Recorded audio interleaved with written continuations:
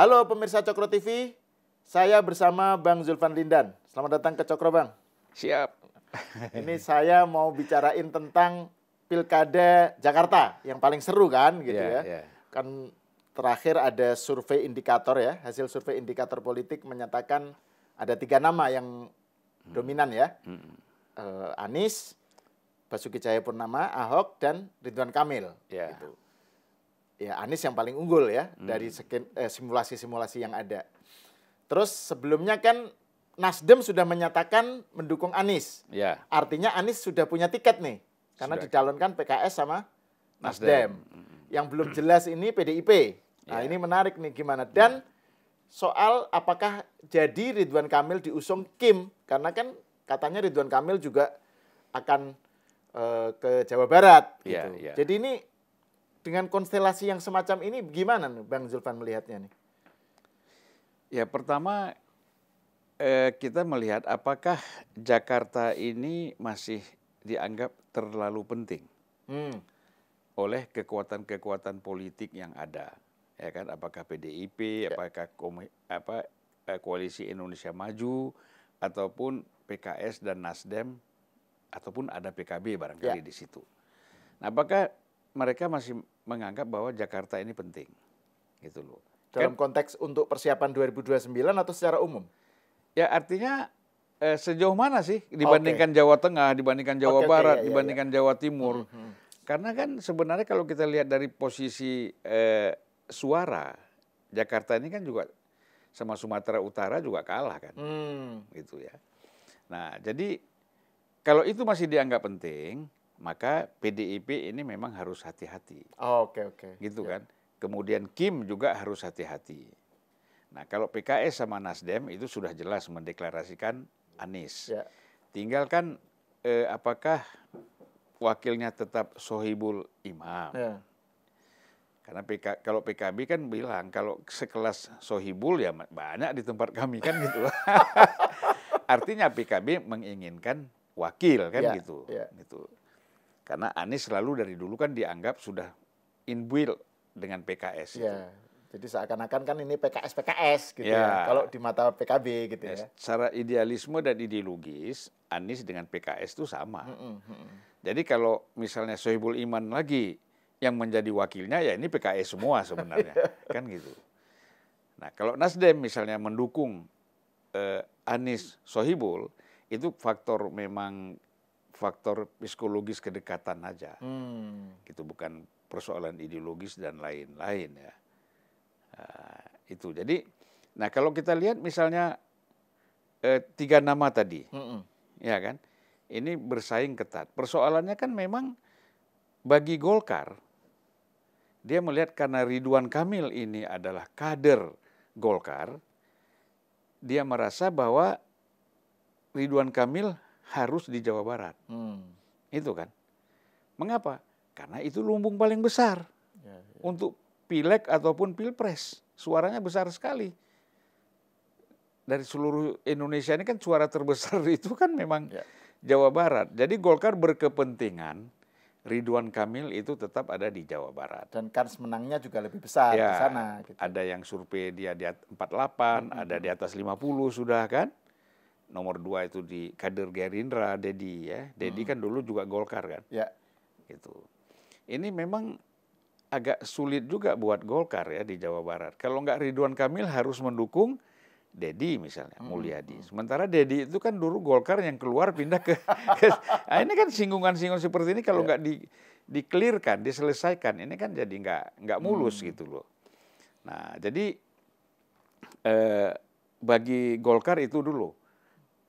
Gitu. Kami kepingin di Jawa Barat dan mungkin si Ridwan Kamil juga keinginannya adalah di Jawa Barat. Nah, persoalannya bagaimana kalau dia ditarik ke DKI? Memang survei dari 3 nama ini dia paling rendah. Ya, dibandingkan Anies nomor 1, Ahok nomor 2, Ridwan Kamil nomor 3. Tetapi kan Ridwan Kamil ini kita kaitkan lagi dengan hasil survei Kompas. Ya. Kompas itu kan mengatakan kesukaan kepada calon yang didukung oleh Prabowo tuh 66,5%. Ya. Jokowi 66,65 ya, sekian persen lah gitu. Nah, jadi ini kan sebenarnya belum dideklarasikan secara resmi. Ya. Kalau Ridwan Kamil di Jakarta sudah betul-betul deklarasi PAN, kemudian Demokrat, Gerindra, Golkar bersama-sama, saya kira melejit ini. Ya kan, melewati Anies. Hasil surveinya. Ini kan persoalan itu aja kan. Ya, ya. Karena orang masih ragu. Apakah betul nih dia menarik tuh, ya. di Jakarta? Apakah dia pastinya di mana sih gitu? Ya, kalau Jawa Barat orang nggak ragu. Betul. Sementara Anies petahana. Ya. Ahok juga petahana. Iya, gitu ya. artinya pernah ya, bukan petahana, sorry. Pernah kan. Nah, jadi kalau kita lihat di sini, Ridwan Kamil di Jakarta kenapa rendah? Karena orang di Jakarta tuh masih ragu. Ya. Dia ini di Jawa Barat atau tidak. Sementara kenapa tinggi di Jawa Barat? Orang Jawa Barat sudah yakin firm ya. Inginnya dia di sana gitu loh. Rendah amat juga enggak sih Bang Zulfan. Ya. Kalau head to head dua nama kan Anies versus Ridwan Kamil itu 52 atau 51 dan 38 loh. 38 apa 48? 38. Tapi kan artinya selisihnya kan nggak terlalu tinggi. Ya itu kan belum lagi kita lihat ada apa pengaruh Jokowi, Prabowo dan lain-lain. Dan juga kan? Indikator menyatakan dalam survei itu dinyatakan bahwa trennya itu memang Anies unggul. Tetapi kalau memang head to head Anies dengan Ridwan Kamil itu nanti pendukung Ahok itu banyak yang pendukung PDIP itu banyak yang berpindah ke Ahok, ke Ridwan Kamil gitu. Dan kita jangan lupa pendukung Ahok itu bukan hanya PDIP. Orang yang independen, yang bebas segala macam juga itu banyak. Ya kan? Gitulah.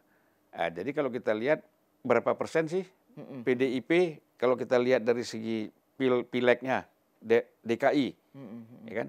Tapi bisa jadi pendukung Ahok di luar PDIP itu jauh lebih besar, ya kan? Itu bisa migrasi ke mendukung Ridwan Kamil, gitu loh. Makanya saya menganggap bahwa kalau memang serius Ridwan Kamil itu ingin dimajukan di Jakarta, saya yakin dia menang. Kalau melawan Anies ya. Oke, menarik nih. Ya, pasti. Itu karena kita kan faktornya banyak. Ini belum ada faktor deklarasi Kim, faktor Prabowo belum bicara, ya kan?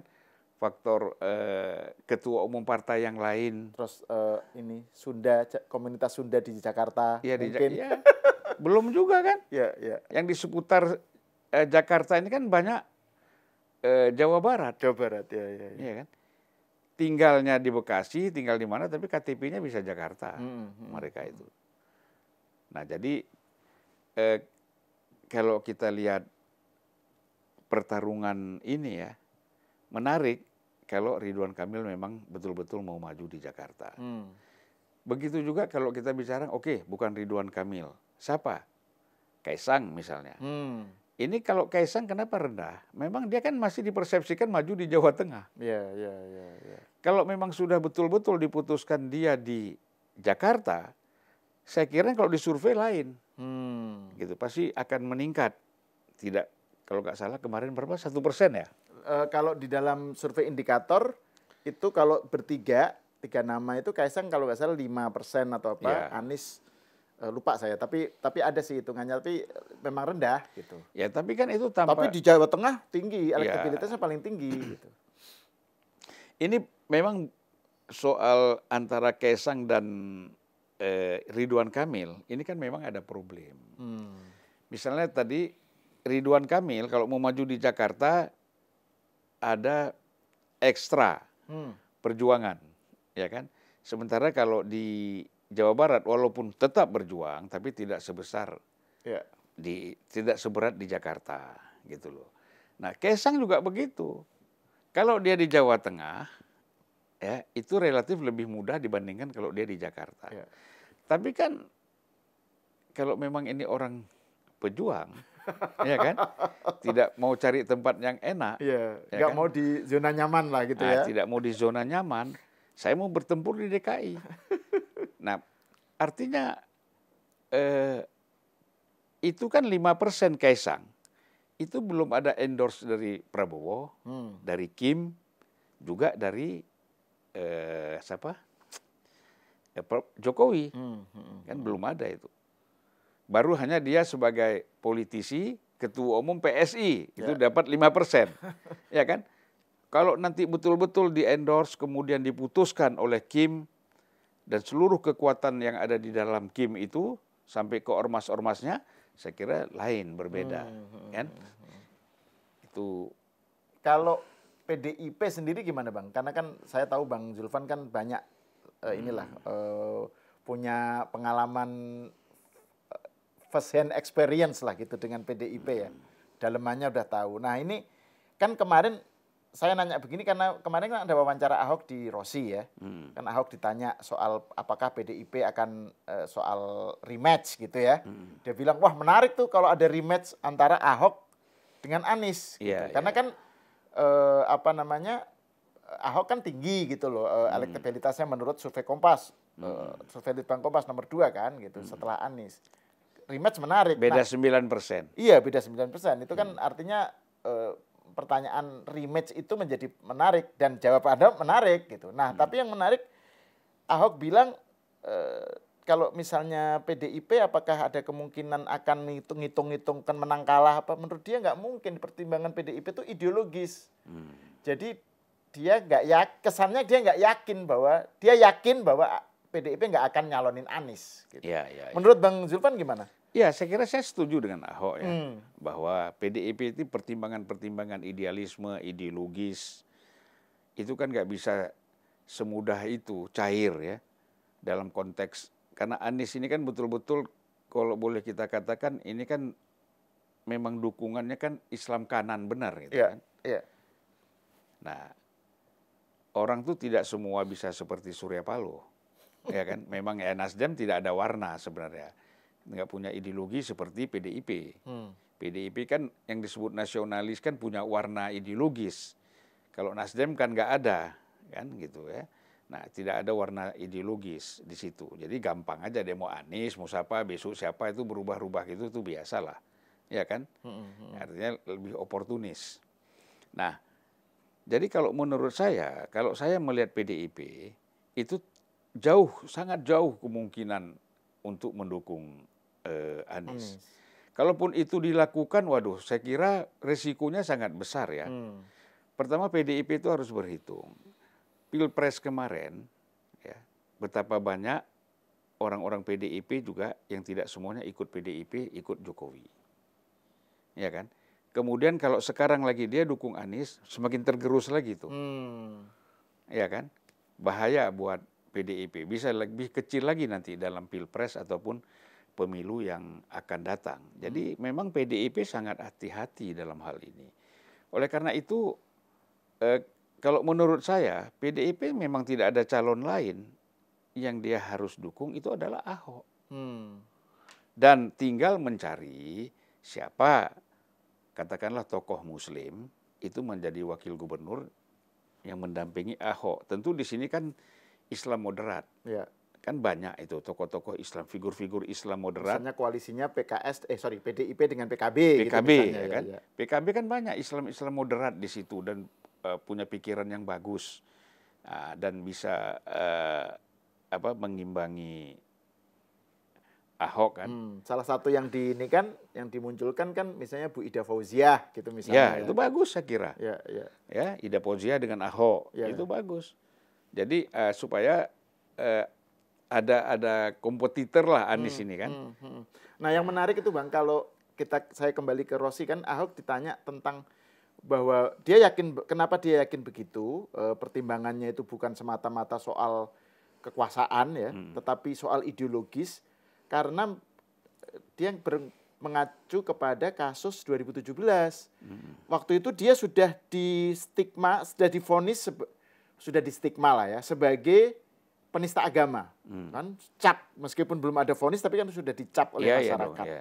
Demo berjilid-jilid apa, tapi PDIP tetap, Bu Mega tetap kekeh nyalonin Ahok gitu, meskipun tahu akan kalah, karena ini demi pendidikan politik gitu kata Ahok gitu. Jadi ini ada sesuatu yang menurut Ahok membuat dia yakin bahwa PDIP itu nggak akan semata-mata pragmatis gitu Bang.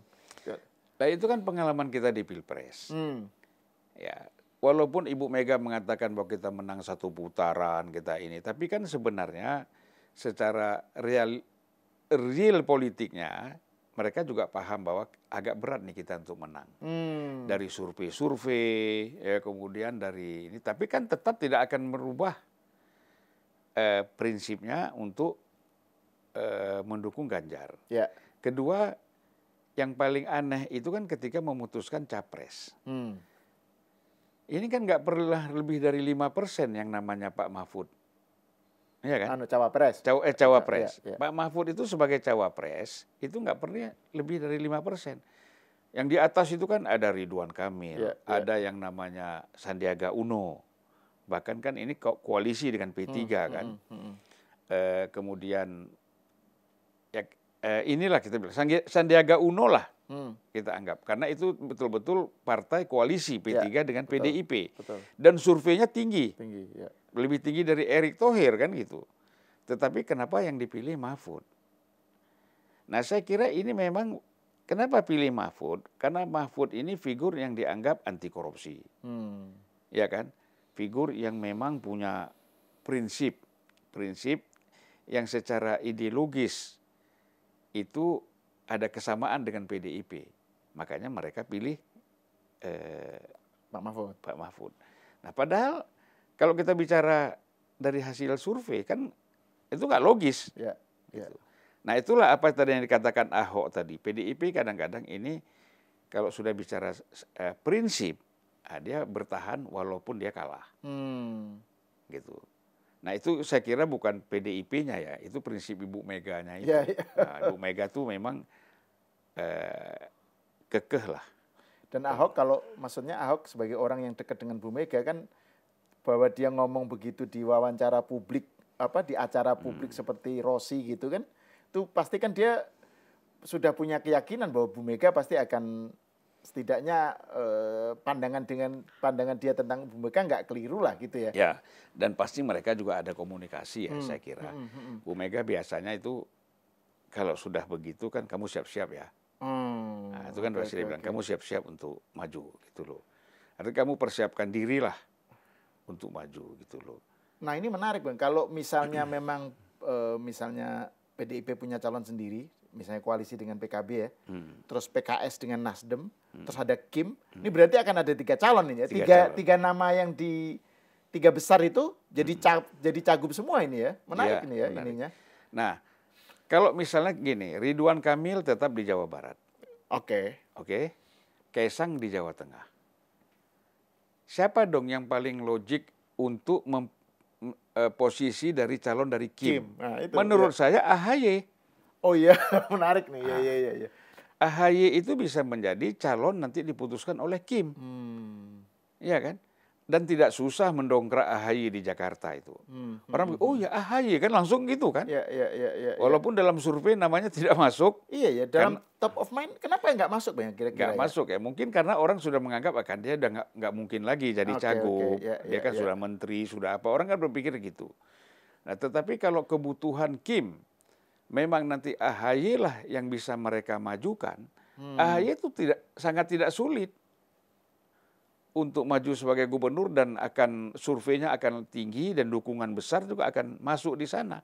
Apalagi kalau dulu kan apa istilahnya AHY tidak mendapat dukungan dari elit kekuasaan. Sekarang di situ ada Jokowi, ada Prabowo, ada Partai Golkar, ada Demokrat, PAN dan macam-macam kan. Ada PSI, partai yang anak muda. Dan di Jakarta kan besar gitu. Dan anak muda. PSI ini kan partai anak muda. Ya, AHY ini disengani, disenangi. Dan apalagi juga sekarang kan di kementerian kan AHY dengan Raja Juli Antoni kan. Demokrat sama PSI. Ya. Gitu. Jadi menurut saya ini AHY kayaknya jarang sekali dibicarakan dalam kalau menurut saya bagi Jakarta. Kim, kalau Kaisang tetap di Jawa Tengah, Ridwan Kamil tetap di sana, hanya tersisa AHY lah yang paling mungkin untuk diusung sebagai gubernur Jakarta. Kalau soal menteri, kan bisa. Kamu pun kalau kalah jadi gubernur nanti, balik lagi. bisa kita kosongkan satu jabatan kabinet untuk AHY yang strategik. Ini betul-betul akan jadi rematch yang utuh ini. Utuh. Iya kan? Jadi ya. tiga-tiganya dari jadi yang pernah bertarung di 2017 ini. Nah, cuman wakilnya aja yang berbeda. Kalau cagupnya sama kan? Oke, ya cagupnya sama. Iya. Dan kalau saya terus terang, kalau AHY kemudian Ahok dan Anies, AHY jauh lebih unggul. Beda kita lihat AHY dulu, itu hanya ansih, kita bisa lihat Demokrat. Ya kan? Gitu loh. Tapi faktor sekarang ini dukungan, kalau AHY maju, ada Jokowi, ada di situ ada siapa? Prabowo. Ya, SBY juga kan? SBY, ada PSI di dalamnya, ada partai-partai yang PAN misalnya, juga banyak anak mudanya. Ya. AHY ini kan salah satu figur yang memang disukai anak muda ya. Gitu. Dan saya melihat sekarang ini AHY mulai penampilannya itu kan mulai agak sedikit merakyat. Bukan agak sedikit, dia mulai merakyat ya. Misalnya dia naik ke Rio kemarin, naik pesawat, naik ekonomi, ya kan. Ke kantor bawa mobil sendiri, kan. Banyak hal-hal seperti itu dilakukan, ya kan. Nah, ya orang bisa bilang itu pencitraan. Tapi kan memang ya manusia itu harus seperti itu juga kan. Ya kan kadang-kadang hal kan jalan di trotoar gitu kan. Bukan pencitraan ya, memang kita situasi membuat kita seperti itu ya. Iya. Itu kan ada momennya. Ya. Tapi ini menarik nih Bang Zulfan, karena memang AHY ini kelihatannya kayak nggak beredar di dalam pemberitaan ya, mengenai Pilkada Jakarta gitu. Padahal kan dari segi itu, misalnya opsi itu yang diambil oleh Kim, kan Golkar tetap dapat peluang di Jabar, ya, tetap nggak hilang. Kaisang peluang di Jawa Tengah tetap nggak hilang. Terus Kim tetap punya calon gitu ya. Dan ini kontestasi juga akan seru gitu, karena kan masing-masing ini pernah punya pengalaman sebagai kandidat. Iya. Nah, tinggal cari wakilnya yang memang bisa mewakili ya. Misalnya, sebenarnya kalau AHY maju itu dari kalangan Muslim atau non-Muslim itu udah nggak ada masalah. Dia nggak ada benturan-benturan agama ini. Kalau AHY kan nggak ada. Sebenarnya kan benturan itu kan antara Anies dengan Ahok. Kalau AHY ini kan di tengah. Betul. Jadi justru menurut saya dia bisa jauh lebih unggul ya. Jadi orang mencari alternatif gitu loh. Apa alternatifnya? Ya itu alternatif AHY. Tidak ada lagi isu penistaan agama, tidak ada lagi kebencian agama di situ, ya. Dan memang kalau kita lihat hasil survei Litbang Kompas kan, yang tadi juga Bang Zulfan sebutkan, alasan orang memilih itu kalau dalam konteks Jakarta itu alasan agama itu cukup tinggi loh, 70% atau apa gitu ya. Mungkin itu tidak berlaku dalam kasus AHY kan, berarti udah selesai gitu. Udah selesai. Kalau dalam kasus Ahok sama Anies bisa muncul lagi tuh kotak Pandora soal politik identitas apa, meskipun Ahok nggak yakin itu bahwa itu muncul lagi gitu. Ya orang sudah capek lah, sudah letih juga ya bicara persoalan-persoalan agama, dan terus terang saja kan di dalam Pilpres kemarin kan sempat muncul juga itu kan. Nah, jadi saya kira memang kecil lah, tapi kita bisa muncul lagi ketika salah satu calon itu memang dikesankan ada menista agama lagi. Ya kan, misalnya Ahok kan dulunya tidak ada soal penistaan agama. Ketika dia bicara soal Al-Maidah ayat 51 itu, maka muncul itu. Betul. Nah, mana tahu nanti tiba-tiba ada calon yang lagi muncul lagi. Ya kan, muncul dengan isu dengan yang dianggap menista agama, nah, itu muncul. Kalau itu tidak ada, menurut saya amanah. Bagaimana masing-masing calon gubernur ini menjaga, baik Anies, Ahok, misalnya yang maju, ataupun Ridwan Kamil, atau Kaisang, ataupun AHY, itu semuanya menjaga jangan sampai menyinggung hal-hal yang dianggap prinsip di dalam masing-masing agama, gitu. Kalau itu betul. Tetapi kalau ada muncul nanti, katakanlah ya, Ahok muncul lagi dengan isu Al-Maidah lagi, wah, ya, itu dengan kalau, isu lain tapi mirip-mirip, nah itu akan muncul itu. Ya, ya. Tapi kan Ahok sendiri bilang di wawancara Rossi juga, dia bilang kan dia sudah sekolah di Mako katanya. udah menjadi lebih wise gitu katanya. Ya, tapi kadang-kadang kan emosi orang bisa tiba-tiba muncul kan.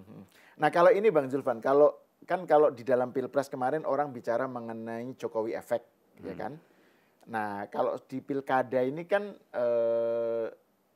ini menarik karena pilkada itu calonnya ditentukan pada masa Jokowi masih menjadi presiden, diputuskannya, yaitu Agustus. Tapi pelaksanaannya itu November ketika Prabowo sudah menjadi presiden. Jadi seberapa jauh menurut Bang Zulfan ini soal Jokowi efek atau mungkin Prabowo efek itu bermain di dalam pilkada secara umum dan khususnya Jakarta gitu. Jadi seberapa jauh misalnya orang pakai, tadi kan Bang Zulfan bilang yang dipilih oleh Prabowo dan Jokowi itu 60% atau apa itu 66 dan 61. 66 dan 61 itu berpengaruh terhadap keputusan orang memilih calon gitu di Jakarta. Menurut Bang Zulfan gimana itu soal Jokowi efek dan Prabowo efek gitu dalam pilkada Jakarta? Kalau Jokowi kan kita lihat dia hanya punya pengaruh itu kan di Jakarta kalau Kaisang maju. Oke, ya. Sumatera Utara kalau Bobi maju. Ya. Dan Jawa Tengah ya. Nah, Jawa Tengah kalau di samping kampungnya sendiri, dan kalaupun tidak Kaisang kan Pak Lutfi. Betul, Nah, betul. Ya. Itu aja. Ya. Yang lain saya kira itu tergantung Prabowo aja semua. Iya kan?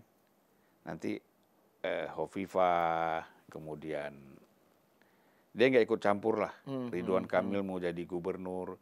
Karena ya saya kira kalau nanti juga Pak Jokowi tidak menjadi presiden, itu kan otomatis kecil kemungkinan untuk dia bisa ikut di dalam menentukan, gitu kan. Dan dia juga saya kira akan rela, ya kan. Terus mau bilang apa? Toh dari segi kalau kita bilang kepuasan tidak ada yang puas, tetapi kan dibandingkan yang lain, anaknya sudah ada yang jadi ketua umum partai PSI, ya, kemudian ada yang jadi wakil presiden, menantu ada yang jadi wali kota, kemudian mau jadi gubernur juga. Saya kira kan itu walaupun itu bukan satu kepuasan ya, tetapi nah itulah yang menjadi harapan kan gitu. Itu kan menjadi harapan. Oleh karena itu kalau saya lihat memang faktor Pak Jokowi di dalam penetapan calon kepala daerah ini terbatas sekali. Terbatas. Karena yang punya kepentingan yang paling besar itu adalah Pak Prabowo. Dengan Gibran kan. Betul. Nah, itu oleh karena itu apalagi dalam pelaksanaan Pak Jokowi kan udah nggak ikut campur lagi. Ya kan? KPU-nya sudah berubah, kemudian banyak struktur lain juga itu sudah ada perubahan-perubahan. Nah, tentu di sini kan yang mengorkestrasi ini kan Pak Prabowo, gitu, dengan timnya ya, gitu. Nah, tentu di sini kan terutama untuk kepala daerah tingkat 1, ya, gubernur.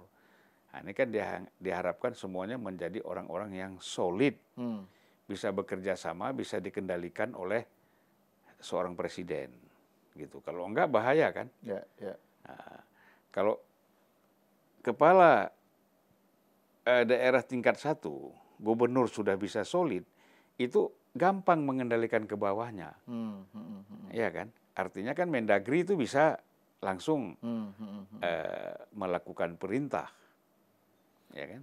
Nah ini kalau tadi kan pas di awal pembicaraan kita bicara, Bang Zulfan kan nyebut soal seberapa penting.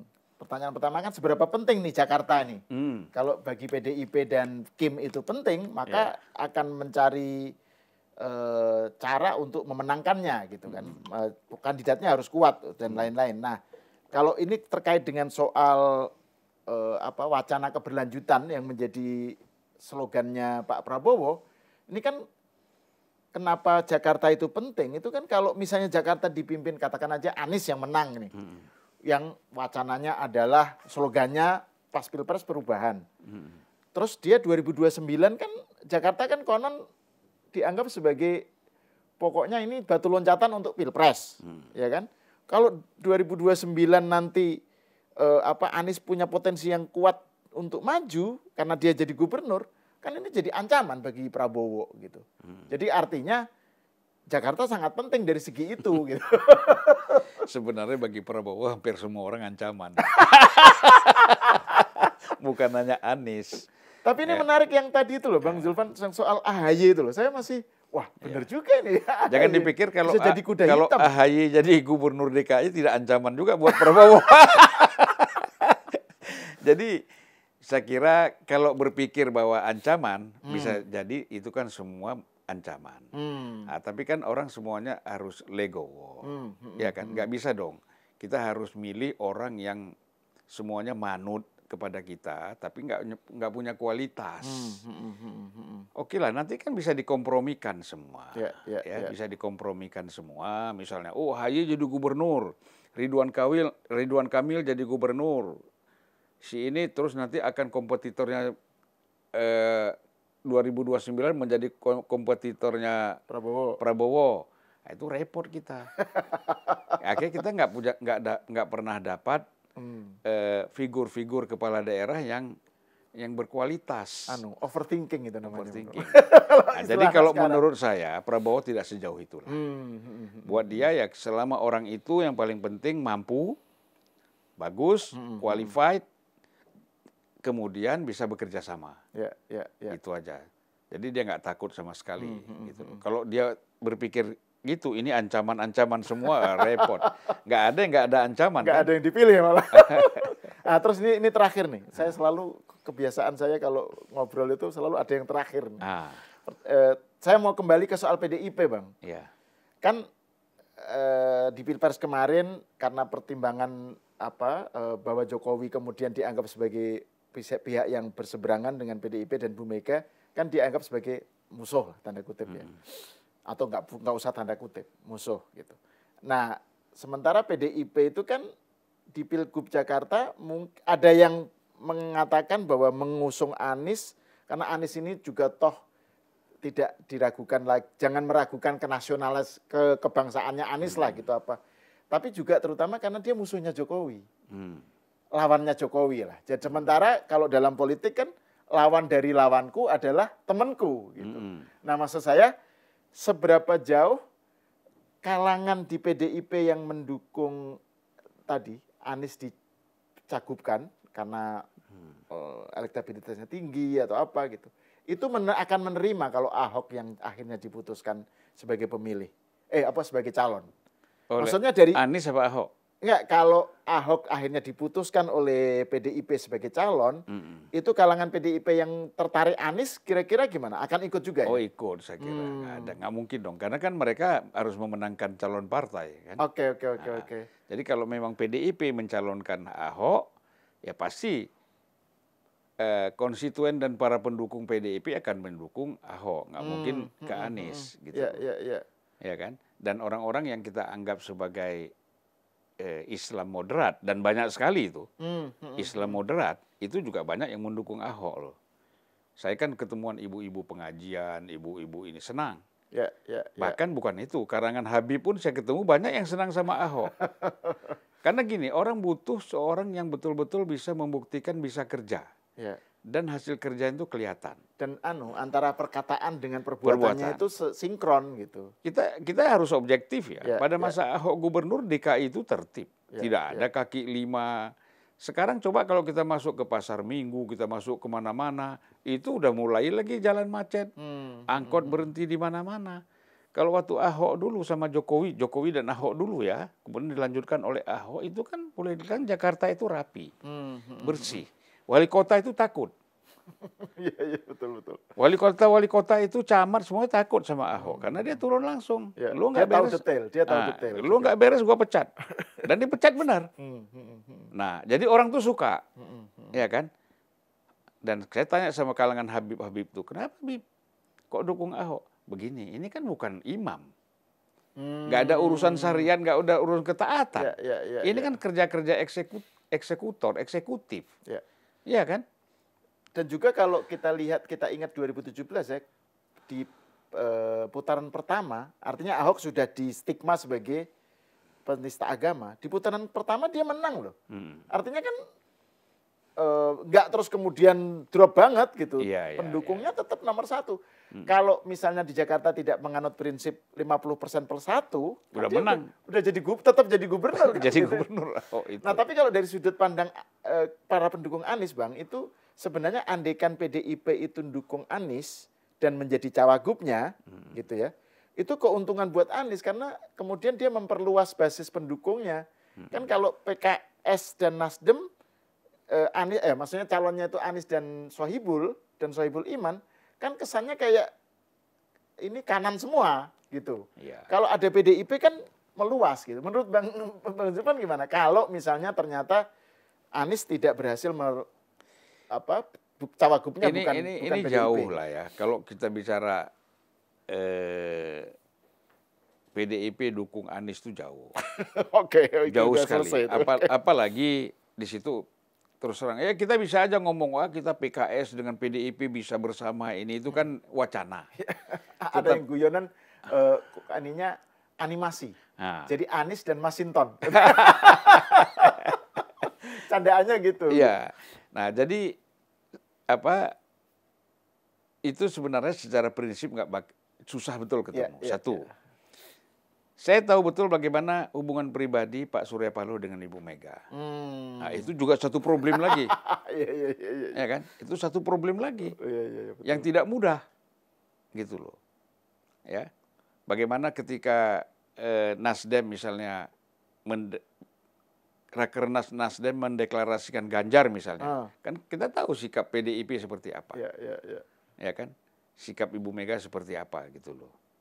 Nah, jadi nggak mudah lah. Ibu Mega ini nggak suka orang yang mencela-mencelih. Itu prinsip tuh. Itu prinsip. Saya tahu betul. Kita nggak bicara dia salah atau benar, tapi dia tidak suka orang yang mencela-mencelih. Itu ya. Kalau kita bahasa politiknya oportunis lah. Dia nggak suka tuh. Nah, Surya Paloh kan oportunisme mencela-mencelih kan ada di dalam dirinya. Jadi nggak mungkin. Yang istilah Bang Zulfan nggak punya warna itu, Nasdem. Nggak ada warna. Tergantung warna pohon. Mimikri. Oke, terima kasih Bang Zulfan atas obrolannya. Dan ini saya kira kita akan melanjutkan diskusi ini. Kalau soal Pilkada Jakarta kan pasti semakin lama, semakin hari semakin ramai ini nanti. Apalagi kalau calonnya sudah definitif ya. Pasti topiknya akan lebih menarik untuk kita bicarakan.